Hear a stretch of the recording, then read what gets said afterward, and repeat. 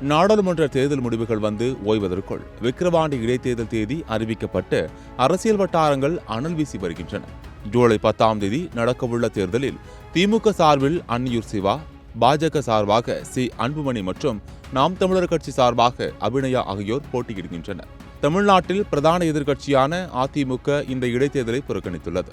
விக்கிரவாண்டி இடைத்தேர்தல் தேதி அறிவிக்கப்பட்ட சமயத்தில் அதிமுக மௌனம் காத்து வந்தது. பிறகு இடைத்தேர்தலை குறித்து அதிமுக கட்சி நிர்வாகிகளுடன் எடப்பாடி பழனிசாமி ஆலோசனை நடத்தினார்.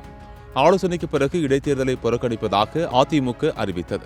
நடந்து முடிந்த நாடாளுமன்ற தேர்தலில் போட்டியிட்ட 40 இடங்களிலும் தோல்வியடைந்துள்ள நிலையில் அதிமுக இந்த முடிவை எடுத்துள்ளது.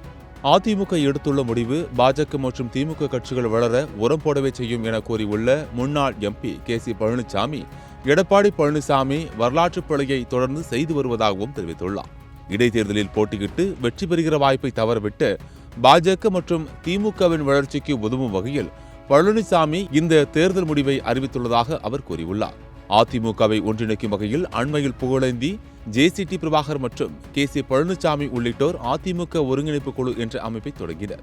இந்நிலையில் எடப்பாடி பழனிசாமி எடுத்துள்ள இந்த முடிவுக்கு அதிமுக ஒருங்கிணைப்பு குழு அதிருப்தியை வெளிப்படுத்தியுள்ளது. தேர்தலை கண்டு அஞ்சும் இயக்கம் அதிமுக கிடையாது என தனது அறிக்கையில் கூறியுள்ள எடப்பாடி பழனிசாமி, இடைத்தேர்தலை பொறுத்தவரை ஆளும் கட்சிக்கு இருக்கும் வாய்ப்புகள் தங்களுக்கு கிடைக்காது என்பதாலேயே தேர்தலை புறக்கணிப்பதாக தெரிவித்துள்ளார்.